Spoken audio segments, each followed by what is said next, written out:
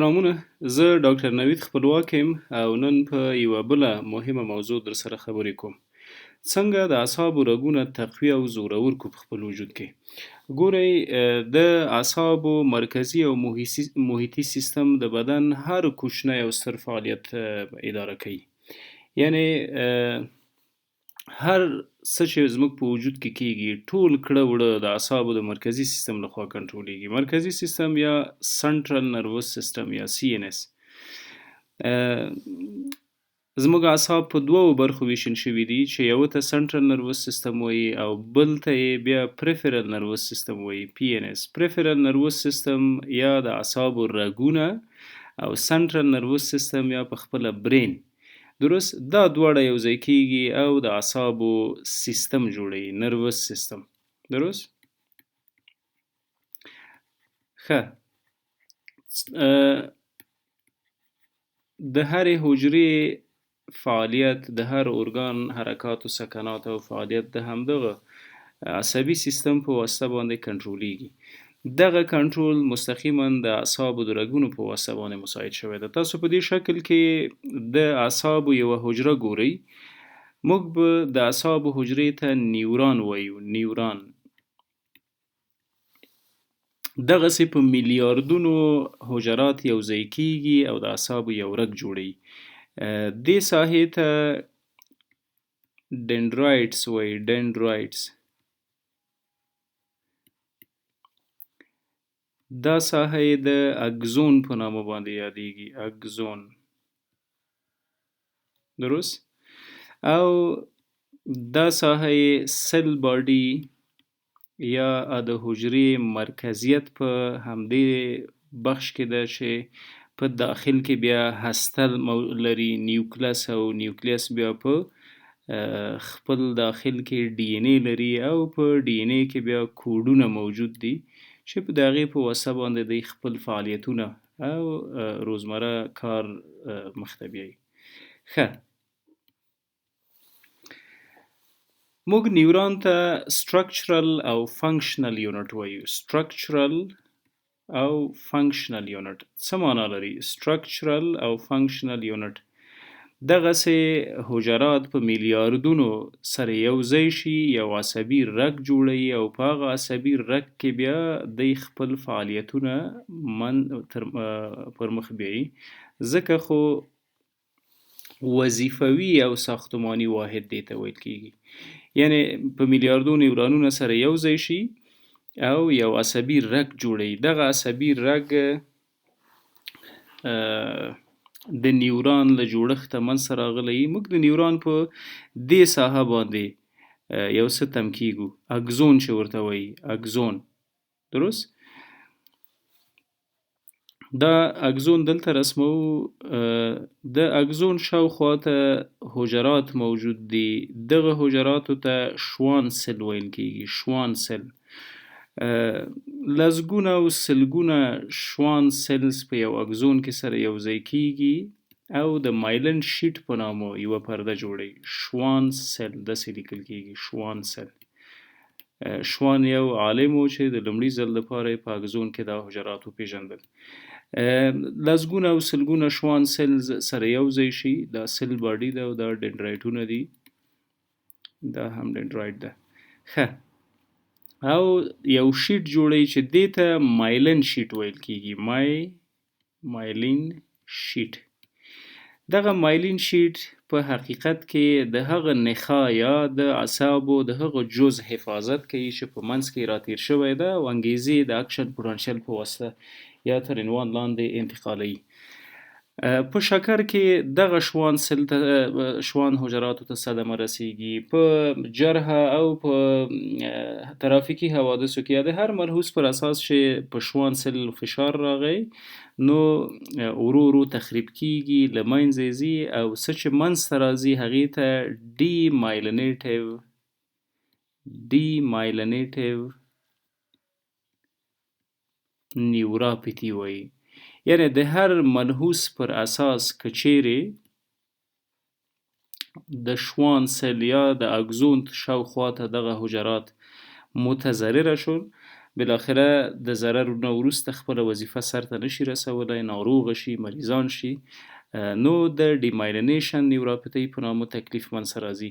ډیمایلینیشن څه معنا؟ دغه کوم حجرات چې دغه ځای کې ګورو چې د شوان په نامه باندې یادېږي، دا د شوان حجرات بالاخره له منځه ځي. کله چې له منځه لاړل نو یو عصبي واحد نشي کولی چې خپله وظیفه یا فنکشن سرته ورسوي. وظیفه یې څه ده؟ د انګیزو انتقال، انتقالات انګیزه یا د انګیزو انتقال. کوم انګیزه؟ هغه انګیزې چې عصبي سیستم تحلیل کوي، تجزیه کوي، یعنی د محیط سره ټول ارتباطات د همدغو حجراتو او رګونو په واسطه باندې اعصاب تحلیل کوي. او د ډیمایلینیټیو نیوروپاتی کې دغه موضوع بالاخره خپل مفهوم له لاسه ورکوي، یعنی حجرات په سمه توګه انتقالات نه کوي. کله چې زموږ عصبي حجرات انګیزې انتقال نه کړي څه منځته راځي؟ یو څه ته موږ نمنس وایو، نمنس یا قرختي او بېحسي. د بدن ځینې ساحې قرختې او بېحسه شي. ډیری وخت موږ د پښو د تله د سوځېدو سره مخ کیږو، یا د پښو تلو کې میږی میږی وضعیت احساس کوو. دغه ټول د نمنس یا د بېحسۍ په نامه په مفهوم باندې افاده کیږي. همدا رقم پر اسټیزیا، پر اسټیزیا، پر اسټیزیا د غلطو انګیزو انتقال ده. اکثرا د پښو ګوز ګوز یا میږی میږی کیدل یا خارښ کول یا بریښ کول، دا ټول هغه موضوعات دي چې د اعصابو رګونه پکې ضعیفه شوي دي او وروسته پرې غږیږو چې د کومو خوراکي توکو په واسطه دغه د اعصابو رګونه قوي کړو. د پراسټیزیا په ترڅنګ ډسټیزیا، ډسټیزیا هم منځته راځي. ډسټیزیا څه معنا لري؟ مطلقاً عصبي رګونه خپل فعالیتونه په ټپه ودروي، یعنی انګیزې مرکزي سیستم ته نه انتقالوي او دا هغه شدید ناروغیو کې منځته راځي. که چیرې شکر کنټرول نشي، ټایپ 2 ډایبټیز، د وخت په تیریدو باندې دا ناروغي ډسټیزیا منځته راولي. همدا رقم په ترافیکي حوادثو کې که چیرې رګونه وشلیږي ډسټیزیا منځته راولي. که چیرې د پښو تلې سوځېږي، برننګ فیټ سنډروم لرو، برننګ فیټ سنډروم، او د شکر ناروغي هم نه وي موجوده، نو بهتره ده چې د اعصابو د رګونو د تقویې او د ځواکمنۍ دپاره لاس په کار شو. دغه رګونه په څه باندې تقویه کیږي؟ تاسو وګورئ، موږ په خپل محیط کې ډیر خوراکي توکي لرو. یو ته تاسو به حتما نوم اوریدلی، وایټامین D3 یا وایټامین D چې ورته کوم ویل کیږي. دا وایټامین D د اګزون شیټ د تقویې لپاره ډیر مهمه ده. کولی شئ د لمر د وړانګو نه وایټامین D واخلئ. همدا رقم وایټامین B12 یا ویټامین B12 یا میکوبالامین په سرو میوو کې زیاتره موجود وي. واټر سالبل ویټامین ده، په اوبو کې حل کیږي. دا تر اوسه پورې یو پیژندل شوی فاکتور ده چې په اګزون کې دغه مایلین شیټونه اخلي او تقویه کوي، یعنی کوم حجرات چې د شوان په نامه یادېږي د میکوبالامین په واسطه تقویه کیږي. د دې ترڅنګ د مګنیزیم په نامه مواد، مګنیشیم، دا نو د اعصابو د تقویې لپاره، خصوصا د اعصابو د رګونو د تقویې لپاره زښت زیات مهمه دي. د عضلاتو د تقلص سبب ګرځي، د وینې د رګونو د تقلص سبب ګرځي. که چیرې په کافي اندازه موجود وي، کارډیو پروټیکټیو دي، د زړه د حملاتو مخنیوی کوي. د دې ټولو ترڅنګ شوان سیلز او اګزون شیټ هم تقویه کوي. نو موږ باید په غذایي توکو کې حد اقل د مګنیزیم منابع هم د ځان سره ولرو. 400 ملي ګرامه مګنیزیم الا 600 ملي ګرامه مګنیزیم په یوه ورځ کې موږ اخیستلی شو. زه په خپله د ضرورت پر اساس 600 ملي ګرامه مګنیزیم پر ډے په یوه ورځ کې اخلم. د دې ټولو ترڅنګ فولیک اسید یا فولیټ چې ورته ویل کیږي، دا د اعصابو د رګونو د تقویې لپاره یو ډیر مهم او ایسنشل فیکټر ده. فولیټ هم خپل منابع لري، په فارماسیو او درملتونونو کې هم کولی شي استفاده کوي. هغه ناروغان چې روماتیزم لري او د سلفاسلازین په نامه دوا خوري، هغوی د حتما د فولیټ نه استفاده وکړي چې د وخت په تیریدو د ډیمایلینیټیو نیوروپاتی سره مخ کیږي. یو څه ته د بابونې ګل وایي که مو نوم اورېدلی ګل بابونه یا د بابونې ګل نه پوهېږم چې په پښتو کې به دته څه ویل کېږي ګل بابونه